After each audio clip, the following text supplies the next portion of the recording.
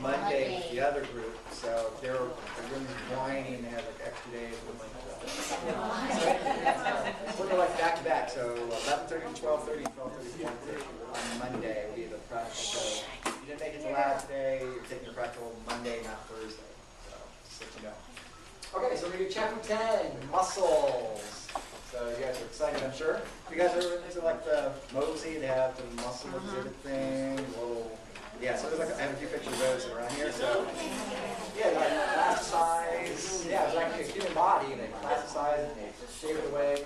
So you can see all the different muscles. So next practical is muscles. You get to name the muscle, the origins, insertions, whatever. So we'll learn about deltoid, pectoralis major, biceps brachii, brachioradialis, all that good stuff. So you'll get to see that real soon. Like, I don't know. Next week, this is for the practical after this. Yeah, it's a real practical after bound. So that'll be up and coming. And some pretty cool pictures there, like a skateboarder dress. So, yeah. So This is the one at Mosey's? I don't know if this one was at Mosey, but these are just pulled off the internet. But they used to have it at Mosey for like a whole year. They had No, like senior year, we took like 4 years back, we took like a field trip to Mosey's to see this. Yeah, for the bodies exhibit. Yeah. So it's like I think there's like different ones that are out there now. Yeah. So they have horse. Yeah, this one was there. It's called a horse. Yeah. That one was there. That's pretty cool. So that's sort of pretty cool to do. Anyways, so we'll do some muscle stuff. So maybe like want to jot down the word muscle comes from the Latin word mouse. So it's not squirrel, possum, or rat, but mouse. So that's probably a test question maybe in case you're wondering for your next exam, which will be when you're taking that. Monday. 20th. After the break. Yeah, the Monday after next, right? So things is next week we're not really here except for like Monday. We're taking that following Monday. Okay, perfect. So it's like the 20 something, right? Or 20th row. Yeah. So it'll be chapter 10 and 12. So okay, chapter 10 has like a lot of detailed stuff in it, like the other ones. So you probably know muscles are like a named muscle, like your gluteus maximus, your rectus abdominis, pec page, whatever. We're gonna actually sort of break it down to like smaller and smaller and smaller and smaller and smaller pieces. And we're gonna talk about things like actin and myosin. Have you heard that stuff at all, maybe? Actin, myosin. Those are the types of proteins found in your muscle. Yeah, that stuff. We have other stuff called troponin. Have you heard of troponin? Maybe tropomyosin. That's another one too. Myosin. We'll talk about how calcium works with muscle contraction. With your, we got things called like a triad and the sarcoplasmic reticulum and all this crazy stuff. So you take a big chunk of muscle, where you break it down to smaller and smaller pieces, you break it down to very small little myofilaments. So you may have heard of like myofilaments. These are your myofilaments, actin and myosin. So that's what really the chapter is. A lot of detailed stuff, a lot of steps of how the muscle contracts and things like that. So we can go there. Do you guys eat muscle, by the way? Anybody? We eat muscle right now. You're eating some right now? Nice. Cool. Hamburger? Turkey. Turkey. Sweet. Yeah, so turkey, fish, all that stuff, right? Okay. So from lab, you might remember we have 3 types of muscle tissue: smooth, skeletal, and cardiac. So we're going to talk about really the skeletal muscle here for the contraction thing, but we have really some of the differences between the 3. You might remember that skeletal muscle, they were what? Long, cylindrical types of muscles. Really, they're the longest types of cells, right, found in the human body is the skeletal muscle. They were multinucleated, which means they had more than one nucleus per cell, because their metabolism is so high.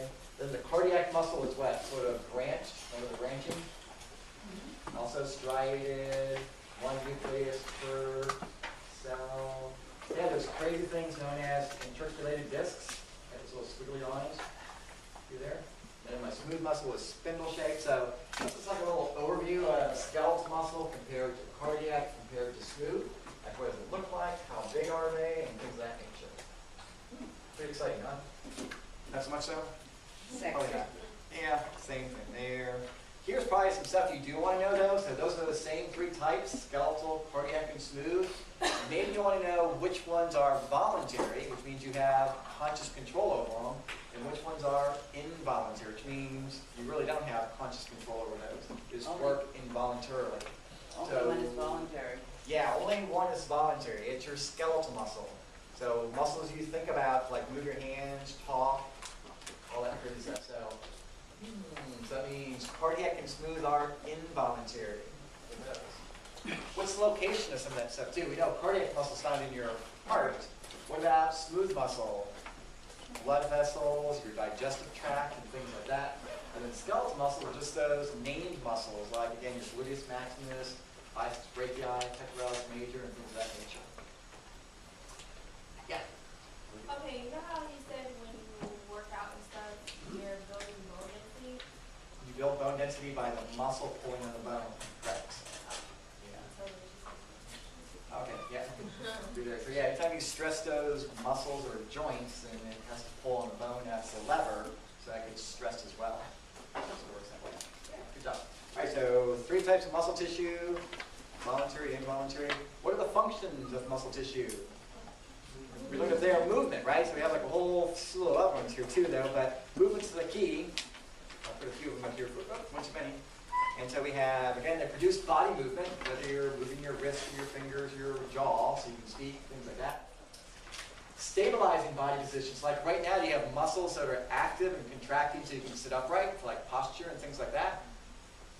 Okay, so we do have those too, so stabilizing body position. Also, you can store things in your muscle tissue, things like ATP. Remember that's the fuel of choice for the human body. And our muscles run on ATP, we make that from glucose and oxygen, for the most part. So we can go ahead and store that in there. We can store some calcium in there as well, if we need to. And muscles generate heat. So how do your muscles generate heat? You shiver, right? So nothing more than shivering, that's the muscle contracting very rapidly. And when that occurs, what do you think is going to be generated by that muscle? Heat, right? So heat's generated by the muscle contracting very quickly. We call that thermogenesis. So thermo, like temperature, genesis, creation of. So we're going to create some temperature to create some heat, and the muscles shiver. What other little muscles might be activated when you're very cold? We just saw it in the lab today too, for your quiz. Yeah, the little retroculi muscle. They stay in the hair and end, which traps the air against the skin, so that warms up. So it acts like a little insulation for you. So maybe you want to know those functions of muscle tissue. We'll put like one more on there before you. We'll put on here number 5. We'll put on here dating. You need more dates to get big muscles? Depends. Bodybuilder type, maybe, yeah. I saw something like recently too, they're saying like now, like the new form that women like men, so they're like a little chunky. I just heard that like 3 or 4 months ago. Like a little muffin top, What are you guys saying? Yay? Evolutionary proof that the next ice age is coming. No, that's excellent. Evolutionary proof that the next ice age is coming. We know. Okay, so those are the functions of muscle. That's like people like chunky people. What's that?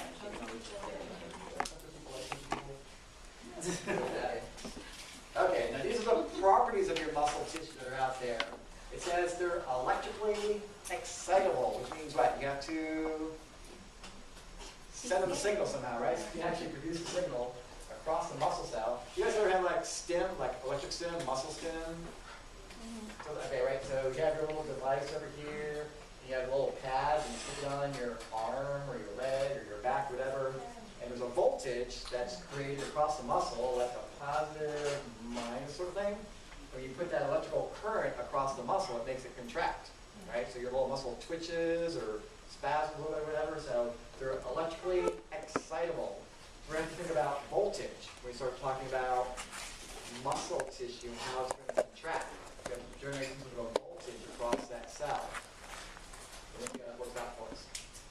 Contractility. Muscles only do one thing. They contract. They get shorter. That's all they do. Then they relax. So that's the key for the muscle. They contract. They shorten. And what happens when they contract? They produce movement for us. Now, the next two sound almost the same. We have extensibility and elasticity. But if you read the definition real close, you can see there's a slight difference there. So extensibility says you can stretch something without damaging it. So we say there's some extensibility there. And if you stretch it and it snaps back to the original shape, we say it's also elastic. Right, so like a rubber band is elastic, right? You can stretch it. Okay, so there's some extensibility to it. If you let it go, it snaps back to the original shape. So we say it's also elastic. So just make sure you know the difference between the two.